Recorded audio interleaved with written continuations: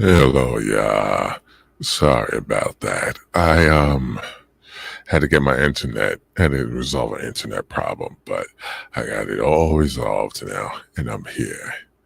Welcome, Paul Greene-Dennis here, and thank you for being here for to chuckle on my read along of the actual legit important stuff that is what's not being told via books that should be read. Literature and books that should be read. And if you are wondering, we're continuing along with my read of One Nation Under Blackmail, Volume 1, Chapter 6, A Private CIA, Part 1, a very, very, very hefty chapter, a truly hefty chapter. Like I said, this chapter is 101 pages long, and it's very dense. So I'm definitely not reading it all today. It's probably going to be like a 3-4 parter.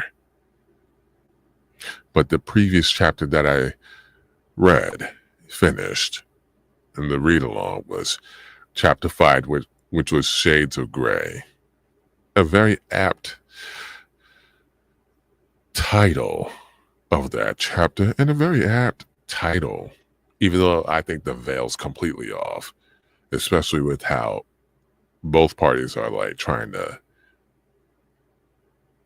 how they're reacting with the Epstein files. You got played. And now you can't call your base dumb because they want to focus on the Epstein files. Russiagate ain't gonna work talking about, oh, Russiagate this and that. It's just a distraction. Nobody cares. We know what that was about. That was a hoax conjured up by the Democrats. And now you want to talk about, oh, this Russiagate. No. You had all this energy about the Epstein files running up to your election. Now all of a sudden you don't want. Now you're all of a sudden shut up about the Epstein files. That's your energy? I wonder why. And nobody's going to shut up. If anything, you agitated your base even more. And you agitated your base more and gave them the middle finger. Now they don't want you. And let's get into more of why you're probably covering this up in this book, in One Nation Under Blackmail, Volume 1, Chapter 6, a very dense chapter, a private CIA. Let's get into it, shall we?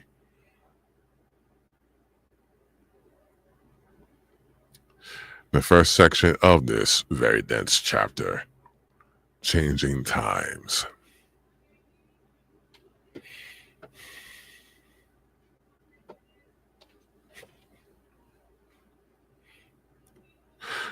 During the Watergate affair, Henry Kissinger appeared as something of an outsider, even though he had entered the administration as a favored intellectual scion of the Rockefeller-dominated Eastern establishment. His positions on the easing of tensions with the Soviet Union, arms reduction, and opening to China put him out of step with the robust semi-covert network of spooks, lobbyists, power brokers, and businessmen who were oriented towards the nationalist Chinese, towards rolling back the Soviets through military means and increasing defense budgets. But as time wore on, the battles between liberal reformers and hardliners reached a fever pitch, and certain lines seemed to bend and blur. Kissinger, in particular, appeared to have undergone something of a geopolitical reorientation, retooling his commitments to reflect the new power bloc.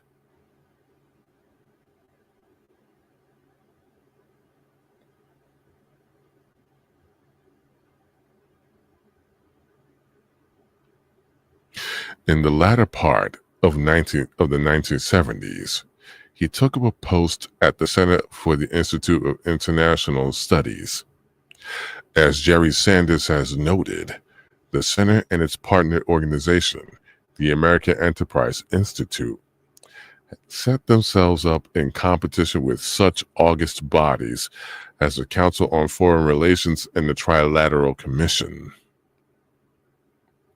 The center's director was Ray Klein, an old China lobby hand, OSS veteran, having served in the China theater alongside notables such as Paul Helliwell, E. Howard Hunt, and John K. Singlaub, and a high-ranking CIA officer.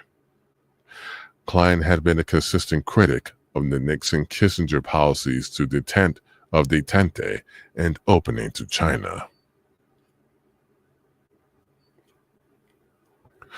To acclimate properly to his new affiliations and associates, Kissinger adopted a harsh line on the ongoing arms reduction talks with the Soviet Union. It was indicative, he said, of a defeatist consensus accepted by the traditional establishment. By this point, a robust network of new right activist groups, think tanks, advocacy groups, and their conservative backers had formed to push back against detente policies and arms reduction, calling instead for an increase in military spending and more hawkish orientation toward the Soviets. Many of these were organized from classic centers of power, like the American Security Council, an entity described as the heart and soul of the military-industrial complex, the Committee on the Present Danger, the Heritage Foundation, where Robert Keith Gray maintained a post, and the AFL-CIO. New groups such as the Conservative Caucus, the Coalition for Peace Through Strength, and the Free Congress Foundation also dotted the landscape, drawing on money unleashed by philanthropies such as the Skyfe, Olin, and the Koch foundations. Other active players in this world included Reverend Moon's Unification Church, which was tied very closely to the China lobby and to the KCIA. Two of the Unification Church's top U.S. allies were Ray Klein and Alexander Haig. Managing a sizable portion of the Unification Church's promotional campaigns and serving in a secretarial role in many of its front groups was the political direct mail mastermind, Richard Viguier. A member of the Georgetown Club, Viguier was associated with numerous groups during this period, carrying out work on behalf of the Conservative Caucus and the various anti-disarmament campaigns launched by organizations such as the Committee on the Present Danger and its allies. All of these activities were run from Viguier's headquarters, a building he owned at 777 Leesburg Pike in Falls Church, Virginia. It was a location that came to play a fundamental role in the world of Ted Shackley, Edwin Wilson, and Thomas Clines. Hold up. Reformist efforts, nevertheless, continued to build. One such reformer was Admiral Bobby Ray Inman, who had risen through the ranks to become Director of Naval Intelligence in 1974. He followed this with stints as head of the Defense Intelligence Agency, the National Security Agency, and then briefly as Deputy Director of the CIA under William Casey. Inman privileged signal intelligence acquired via electronic means as opposed to human intelligence gathering methods, and had a strong distaste for what he perceived was as waste, inefficiency, and redundancy within the intelligence community. He was also seen as something of a moderate, a counterpoint to those fixated on covert operations and assassination programs such as those favored by Shackley and his clique. In 1976, Task Force 157 was on the chopping block. For Inman, it was an expensive unit of dubious benefit to the Navy. There were also the rumors and hints that TF-157, via Wilson, had become embroiled in covert operations quite different from its stated mandate.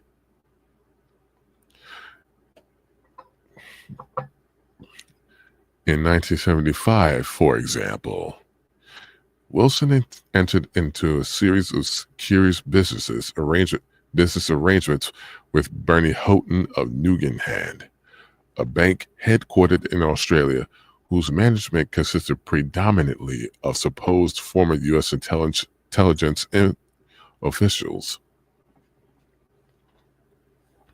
Houghton himself was no stranger to the circle of individuals around Wilson, having worked in Vietnam in close proximity to the primary operators in Shackley's secret wars.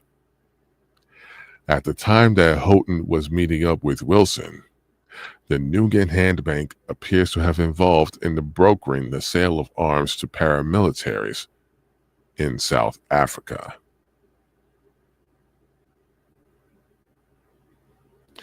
The financing of the arms was arranged through a web of banks, such as Nugan Hong Kong subsidiary. Yet, when it came to purchasing and shipping the arms, Houghton and his partner, Michael Hand, turned to Edwin Wilson. According to an official Australian government report on the criminal activities of the Nugan Bank,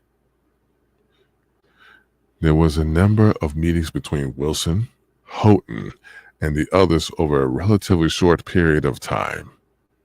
Subsequently, under the cover of Task Force 157, Wilson placed an order for something like 10 million rounds of ammunition, 3,000 weapons including machine guns, M1 carbines, and others. The shipment is believed to have left the U.S. from Boston. The end-user certificate indicated that Wilson's TF-157 front company, World Marine, was the U.S.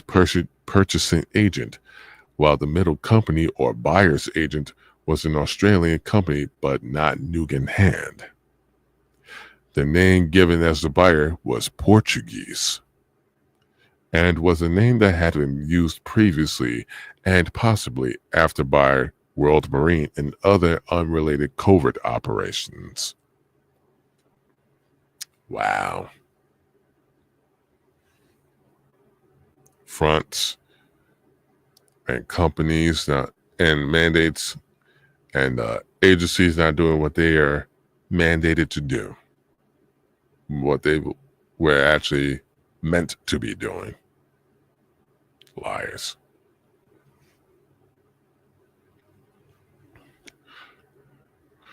Rumors also abounded that TF-157 and Nugan were complicit in the destabilization of the Australian government of Go Whitlam, which was considering closing the CIA satellite monitoring station called Pine Gap.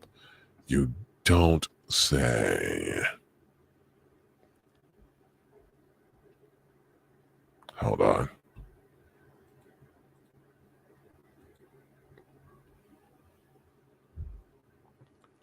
Alarms about Whitlam's intentions were raised in the halls of the CIA by none other than Shackley. According to Victor Marchetti, a high-ranking CIA officer, Whitlam caused apoplexy in the White House. A kind of Chile coup was set in motion. Likely with these and other incidents in mind, Inman determined that TF-157 was out of control. Wilson attempted to negotiate with the Naval Intelligence Chief, suggesting that if TF-157 were shut down, perhaps another, more effective organization should be set up, with Wilson getting the lucrative contracts to run it, of course.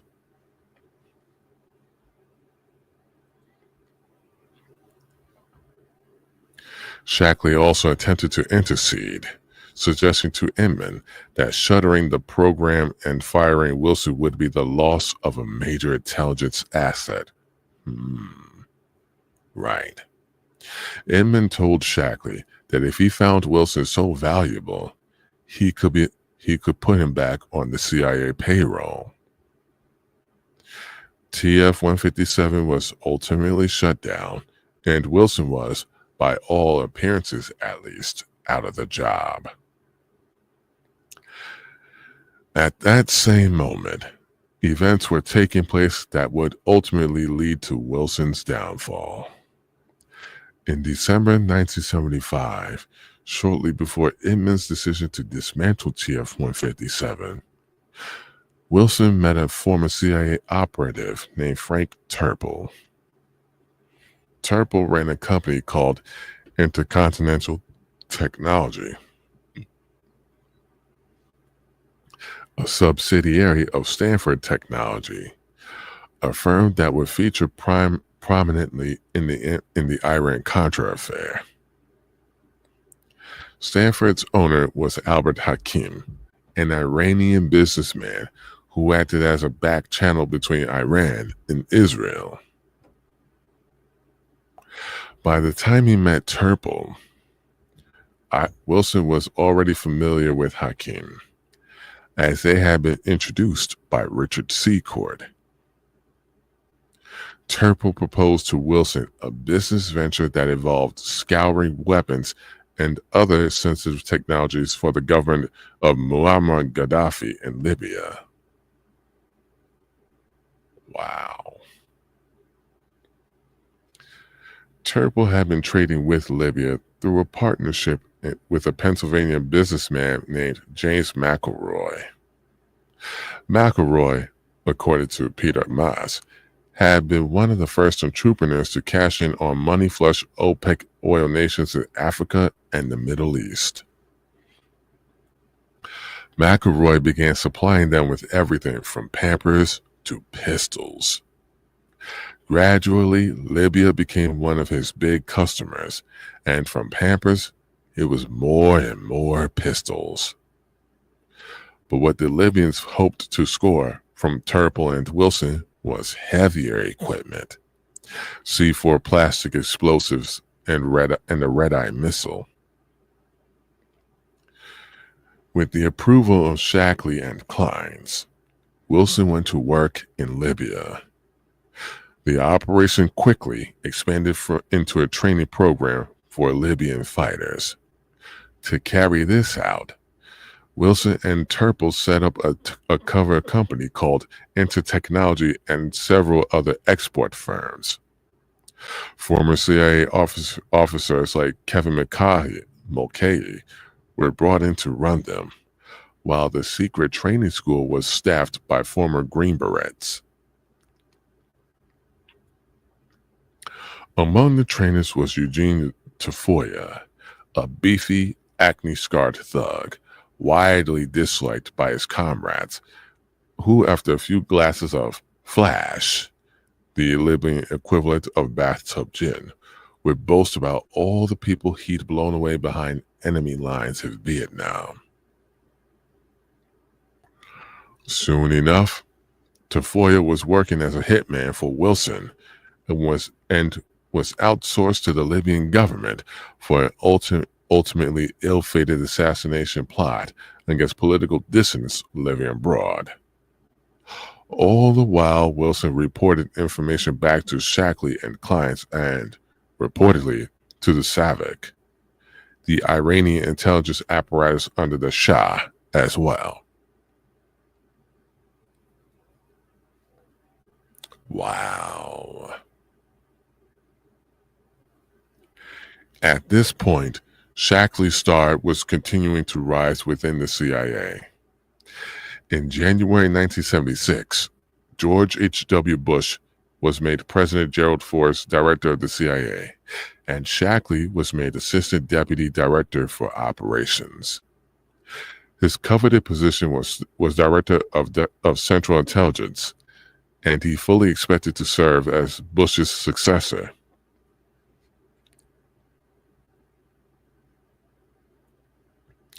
Shackley had been tapped to become CIA director if Gerald Ford had been re-elected president. This, however, never came to pass. Ford didn't win the election and was instead succeeded by President Jimmy Carter. Bush was ousted from his position as Director of Central Intelligence and replaced by reformist Admiral Stansfield Turner.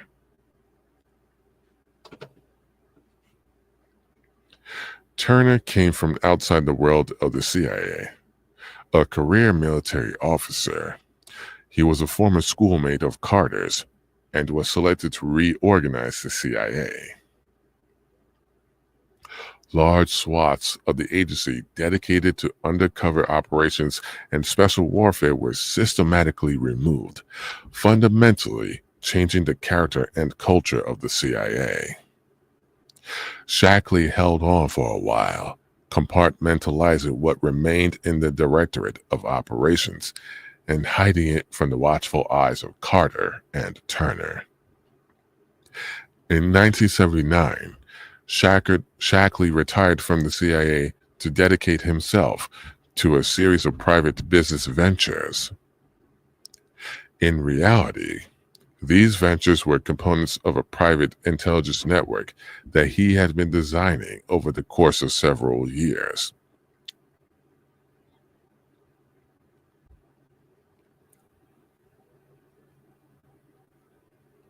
The long-term plan was to use this private CIA as the foundation for a rollback of Carter's reforms, when a Republican president would inevitably succeed him. This private network, unsurprisingly, quickly found itself embroiled in a series of international scandals.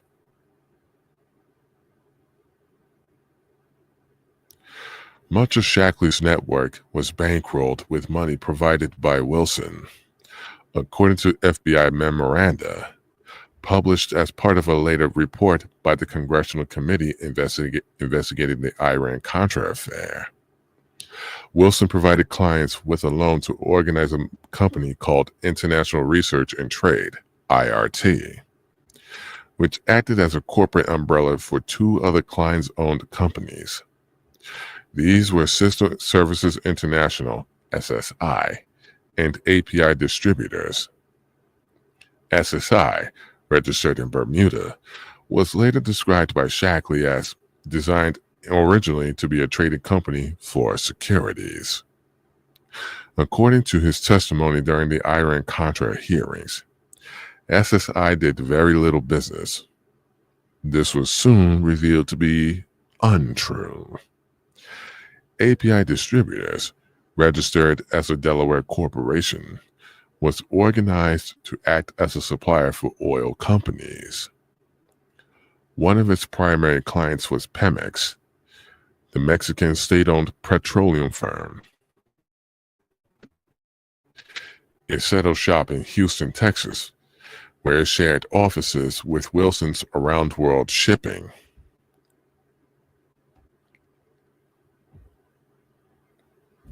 API had a tendency to bring into the fold old veterans of the agency's secret wars. Rafael Quintero and Ricardo Chavez, both old recruits who operated under the auspices of JM Wave, were put on the API payroll and dispatched to Mexico, ostensibly to work on the Pemex project. When questioned about his role in these companies, Shackley offered only vague responses. For SSI, he did some sort of unspecified work, while for API, he worked as a consultant, employee, office manager, trying to get the company off the ground. He told the FBI that he had not played any role whatsoever in IRT, stating that he only had passing knowledge of this client's owned parent company. Despite Shackley's efforts to distance himself, numerous figures associated with the private CIA, people like Clines, Wilson, and Richard Secord, told the FBI and other government agencies that it was quite clear that Shackley was the boss. Further evidence comes from the curious office arrangement of Research Associates International, the consultancy and risk analysis firm Shackley launched in 1979. Just as API distributors shared office space with Wilson's Around World Shipping, Research Associates International shared offices with SSI and International Research and Trade. RAI's staff included multiple Shackley associates from his CIA days. Directors of the firm included Jim Critchfield, Donald Jameson, and the mysterious Mr. Ledbetter, who may have actually been Calvin Hicks. If so, Hicks would have known Shackley from his JM Wave days.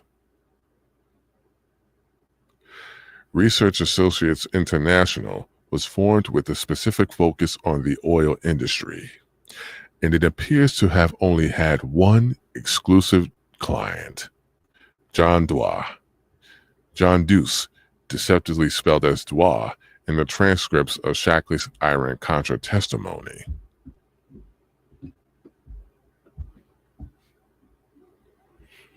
Deuce, through an expansive corporate web organized around Transworld Oil, moved in the murky world of oil trading, where he worked with the likes of the infamous commodity trader and Mossad Asad, Mark Rich.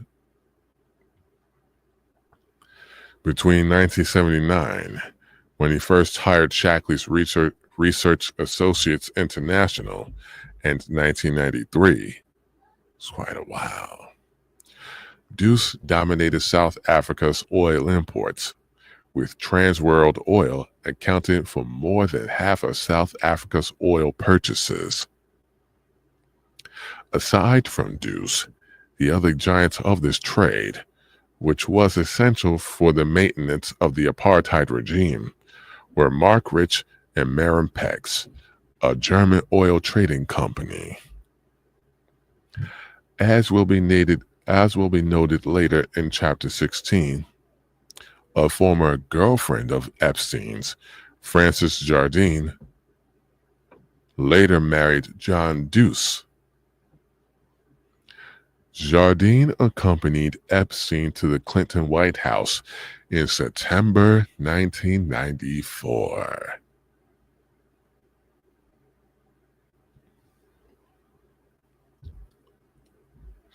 Shackley and Deuce intersected through Shackley's massive web of contacts. The introduction between the two was made by Michael Corey, then serving as president of Transworld Oil. Corey had run Royal Dutch Shell's Vietnam division, which was one of the major firms tapped by the U.S. military to assist the war effort, though, ironically, a robust black market saw significant amounts of Shell petroleum routed to the Viet Cong. It was there that Corey and Shackley became acquainted. There was also the interesting selection of attorneys by Shackley and Clines. The legal legwork for setting up Research Associates International, System Services International, and International Research and Trade was the prestigious Washington-based firm of Shaw, Pittman, Potts, and Trowbridge. Terry Reed and John Cummings, in Compromised, wrote that the firm was very much aligned with the CIA and had a history of providing criminal defense for intelligence agents. One former CIA officer on the Shaw, Pittman, Potts, and Trowbridge payroll at this time was William Barr, the future Attorney General for Presidents George H.W. Bush and, years later, Donald Trump. Barr had worked for the CIA from 1973 to 1977. He joined Shaw, Pittman, Potts, and Trowbridge in 1978, but it is unknown if he worked on any of the accounts linked to this private CIA during his time there. Wow.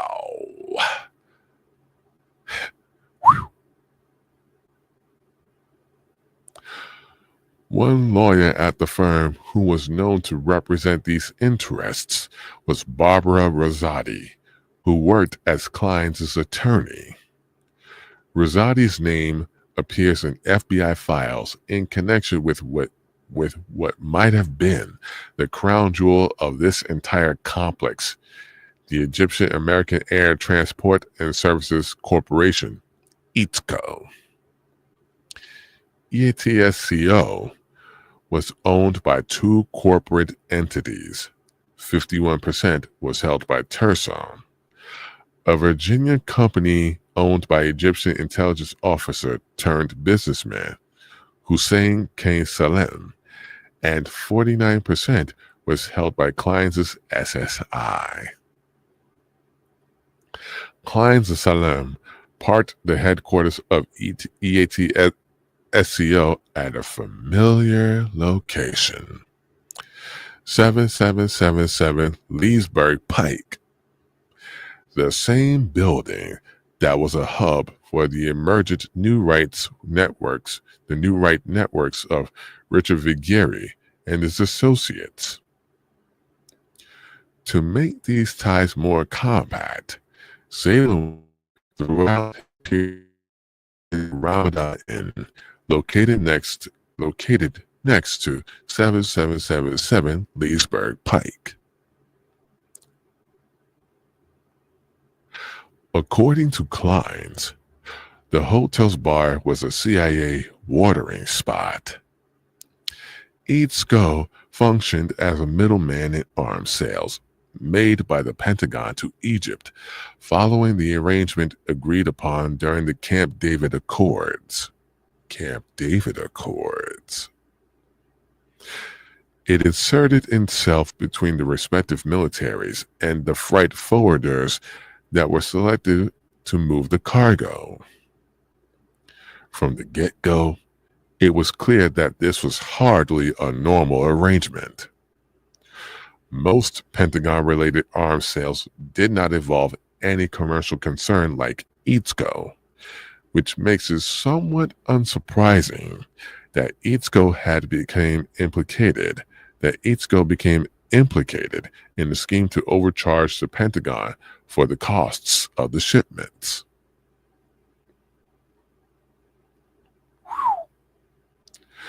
One of EATSCO's men inside the Pentagon, who signed off on the immense prices being demanded by the company, was Richard Secord, the future Iran-Contra co-conspirator. When Wilson's prosecutor, Lawrence Barcella, was put on the trail of EATSCO in the early 1980s, he was paid a visit by yet another future Iran-Contra conspirator and a close friend of Shackley and Klein's, Michael Leedon. According to the New York Times, Leedon suggested to the attorney that any alleged billing abuses might have gone for a covert operation. EATSCO, in other words, might have been skimming Pentagon money and redirecting it to finance the activities of the private CIA. Indeed, rumors might have abounded that Itzko was covertly running arms to the Mujahideen in Afghanistan and to CIA-backed fighters in other Cold War hotspots. The fingerprints of Edwin Wilson seem to be all over Itzko. Journalists linked a series of major loans to SSI made by Wilson to Itzko, while handwritten notes made by Eugene Tufoya, the former Marine employed by Wilson for wet work operations, made reference to the company. A security equipment supplier used by Itzko called Systems Engineering International Corporation was owned and managed by Donald Lower, the former manager of Wilson's sprawling Virginia farm. Incredibly, Systems Engineering International, like all of the other companies in this complex, drew on the legal resources of Shaw, Pittman, Potts, and Trowbridge, and operated from an office located adjacent to Itzko at 7777 Leesburg Pike. Wow.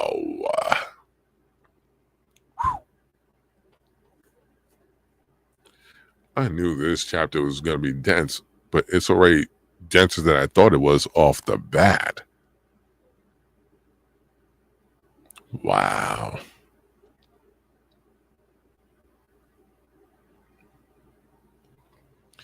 Next section of this very dense and heavy chapter, Odd Connections.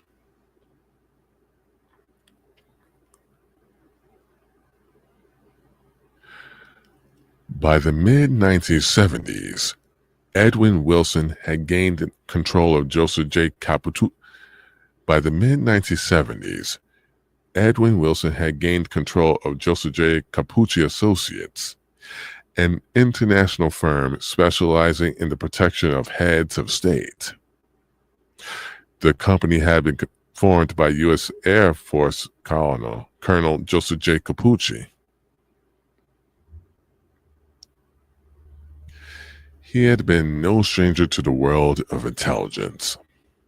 During World War II, he had served as a counterintelligence officer for the Army Air Corps, and after the war, he had become a liaison between the new intelligence apparatus of the Air Force and the CIA. He later served as the chief of the Air Force Office of Special Investigations. How Wilson gained control of Capucci's company is not clear, nor is there a firm trail of records illustrating the relationship between the two men. What is clear, however, is that it was eventually folded into the Byzantine web of the private CIA. Wilson sold his interest in Capucci to the trio of Thomas Kleins, Donald Lowers, and Neil Livingstone, mentioned in the last chapter in connection with Robert Keith Gray and the Congressional Pageboy scandal. The money used to purchase Wilson's shares reportedly came from U.S. expropriation funds collected after an airline Livingstone and the partner had purchased was taken over by the Panamanian government. The airline in question was Air Panama. Livingstone himself had spent time in Panama between 1976 and 1979, and there he had been associated with the notorious Mossad operative Michael Harari. Harari's long and twisted career began with a stint in the Haganah, where he acted as a courier at just 13 years old, later graduating from their elite fighting corps, the Palmach. After the formation of Israel, he joined the Israel Defense Force and was eventually recruited by Mossad.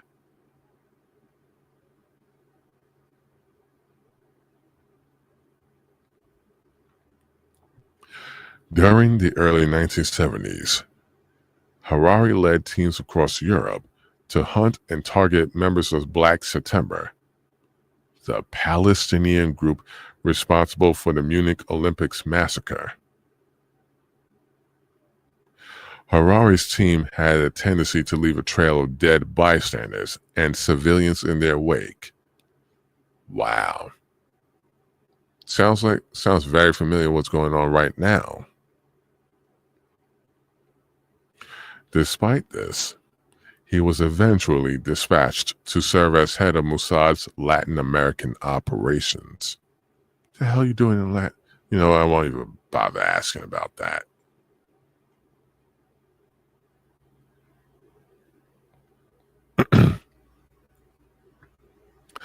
Over time, Panama became the primary site of Harari's activities.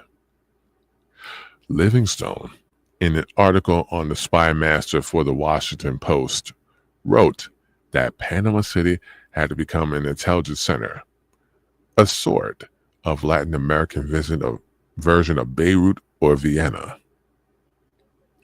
Harari became particularly close to Michael Noriega, then serving as head of the country's intelligence service.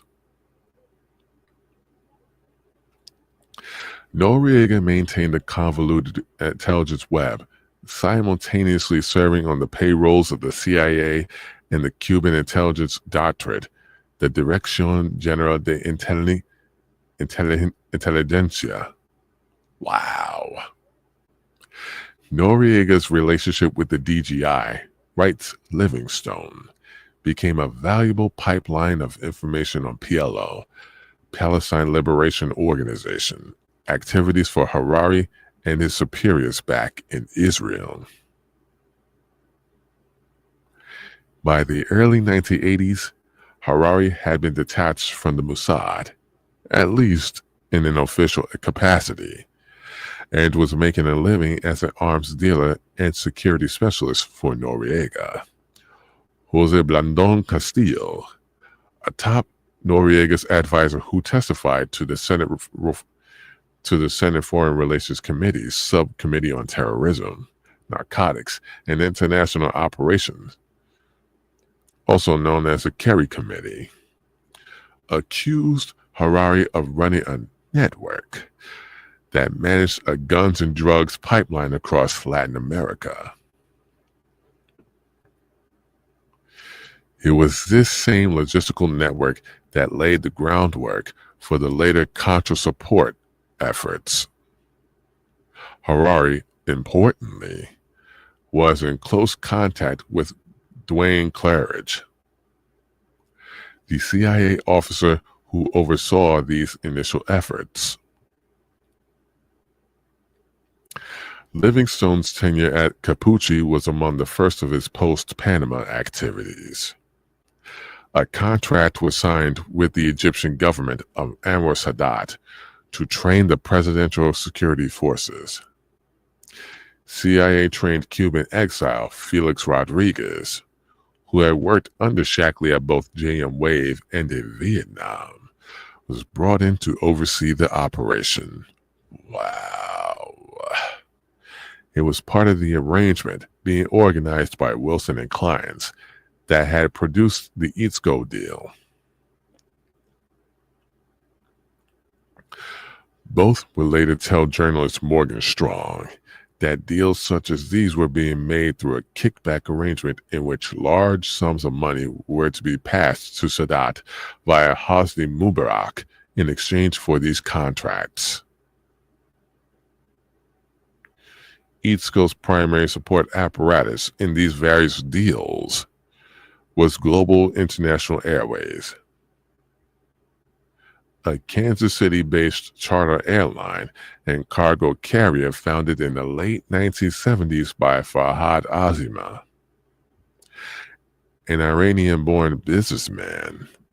Azima had launched the company with the ostensible purpose of transporting cattle from Nebraska to Iran until the U.S. cut diplomatic ties after the 1979 Islamic Revolution.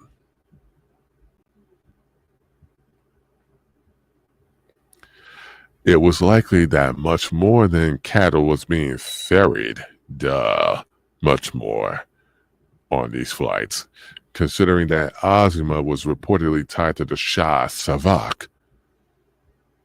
Huh. I wonder what else, aka contraband, they were ferrying. Azima launched Global International Airways with the aid of a multi-million-dollar loan from the Commercial Credit Corporation. In the beginning, its fleet consisted of wait. In the beginning, its fleet consisted of one Boeing 707. It quickly grew to be one of the largest private air carriers in the world, between 17 707s, 2 727s, and 1 747.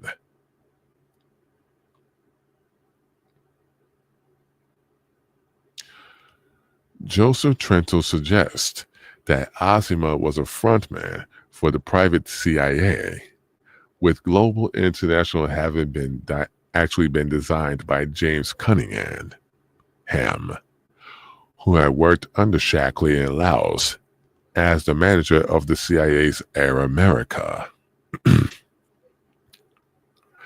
While this particular claim cannot be substantiated, there are hints that this network was present at Global International's inception. For example, at least one of Azima's pilots had previously worked for Air America. Even more suggestive of a connection is the source of Azima's loan, the Commercial Credit Corporation. This was a commercial finance and lending subsidiary of the Control Data Corporation, CDC, a supercomputer firm that had operated as a high-profile dense contractor since its inception at the end of World War II. CDC would later make an appearance on the periphery of the Promise scandal, also known as the Inslaw affair, the subject of Chapter 9. Around 1976, shortly before the commercial credit provided Azima with the startup capital for Global International Airways, Control Data Corporation hired Edwin Wilson as a consultant with the hopes of leveraging the spook's contacts to unload some outdated computers on third world countries. The arrangement between the two, however,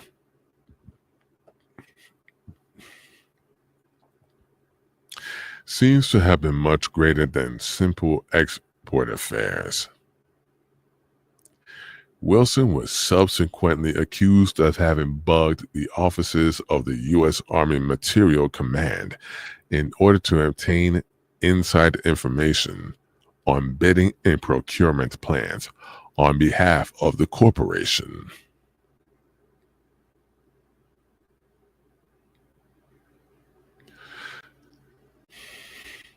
Before Global International Airways went bust in the mid-1980s, Azima ran up huge debts with several financial institutions, most notably Indian Springs State Bank in Kansas, which underwent its own collapse in tandem with Global International.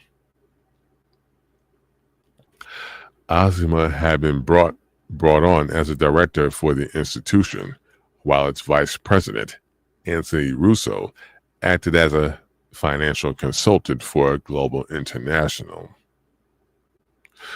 Russo had previously been a high-profile Kansas City criminal attorney, notorious for representing members of the Cervella crime family. In the investigation that followed the bank's insolvency, it was revealed that Russo had brought Cervella interests into the fray. Their accounts at the bank, one state banking examiner found, were habitually overdrawn. Indian Springs also provided massive loans to the Dunes Hotel and Casino in Vegas, which was at the time under the control of Morris Schenker. Schenker had previously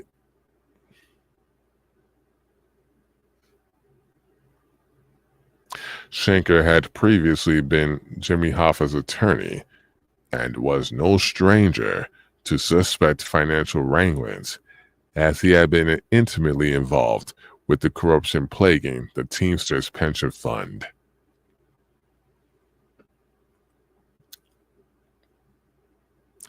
He personally guaranteed the loan from Indian Springs to the Dunes, while Aziman had sponsored it.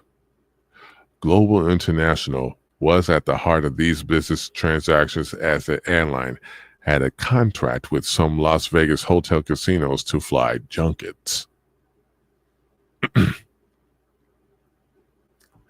Clearly, this emergent network was like an octopus, with far-reaching tentacles reaching out in all directions and intertwined with seemingly legitimate businesses.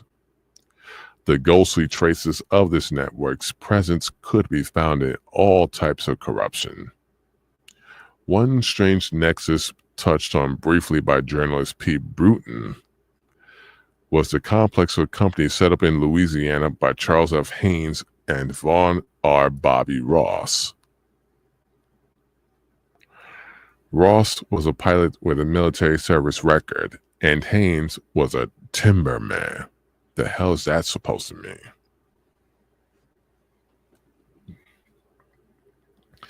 In 1979, they formed Commercial Helicopters, which amassed a fleet of over 30 aircraft in just 3 years. The primary business of Commercial Helicopters was providing transportation to and from the numerous oil rigs that dotted the Gulf of Mexico. Yet there is also evidence that the company had a strange, darker underbelly. Haynes and Ross, for example, leased helicopters from Flying Tiger Line, the company that was linked so closely to the China lobby, and to Anna Chenault and Robert Keith Gray. There were also connections to the network of ex-CIA operatives. There were also connections to the network of ex-CIA. Bruton notes that Commercial Helicopters provided parts and services to a helicopter company in Guatemala called Helicópteros de Guatemala. Helicópteros was managed by Carl Jenkins, a veteran of the CIA's anti-Castro operations.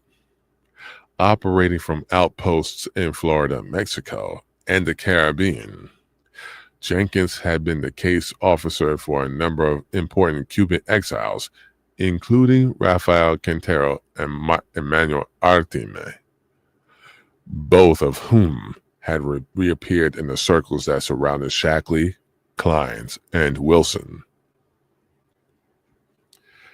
Ted Shackley stated during his questioning as part of the Congressional Iran-Contra inquiry that he knew Jenkins and had last encountered him in the offices of Thomas Clines, which Jenkins was also using. Given the location and the time frame, this was likely API Distributors' Houston offices, which, as mentioned earlier, were operating from the same offices as Wilson's freight forwarder. Gene Wheaton, a close associate of Jenkins and one of the early Iran-Contra whistleblowers, told Bruton that he had crossed paths with Ross, having been introduced by the crowd around Ed Wilson. The 2018 obituary of Ross states that he served a tour in Vietnam from 1969 to 1970, where he was a pilot in the 57th Assault Helicopter Company.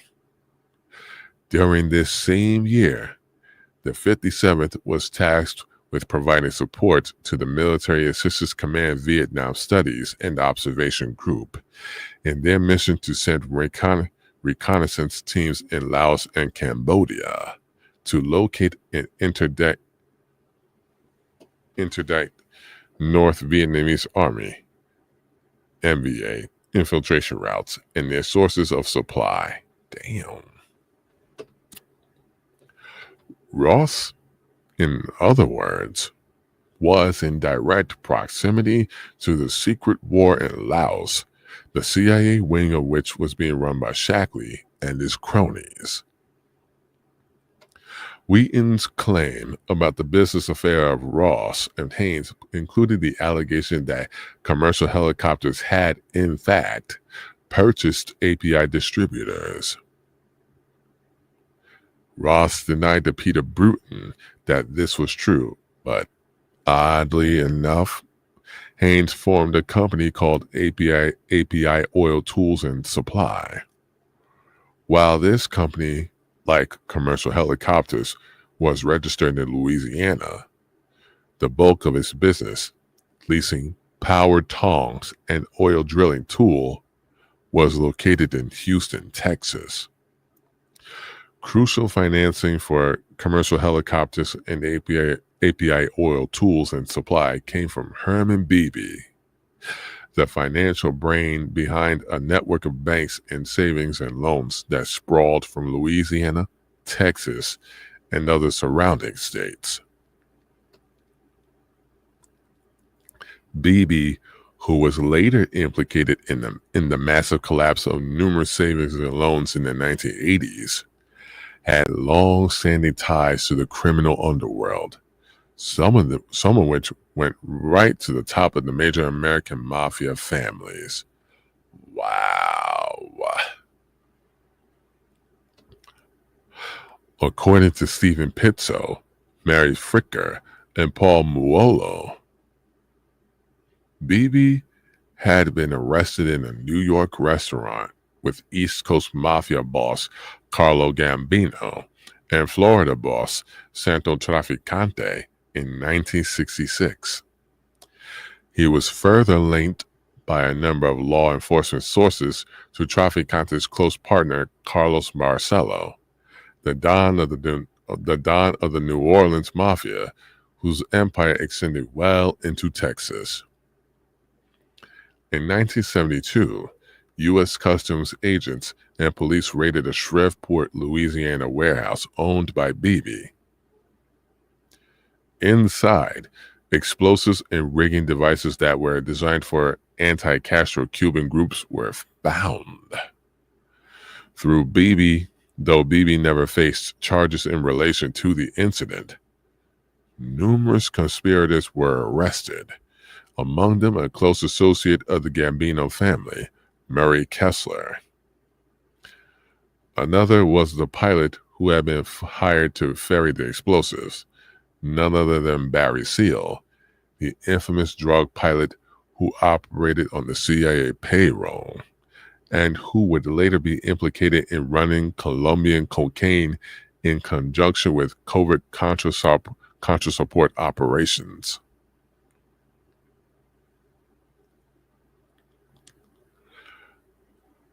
Bobby Ross, wrote Bruton, was a longtime close friend of Barry Seal. We grew up together, Ross said. This raises the possibility that Seal was connected at a very early stage to Shackley's network. And that, I'll stop right there for today because, again, this is a very, very, very, this is a 100-page chapter. It is so dense. So I'm only going to do this in like definitely a 4-part increment. So with that, I'm going to stop right there for today. And I'll pick up the next part on Friday. With that, have a good one. Sorry I started late. I had a little bit of an internet issue, but I will pick back up again on Friday with next part of chapter 6, A Private CIA in One Nation Under Blackmail. Whitney Webb. Have a great one.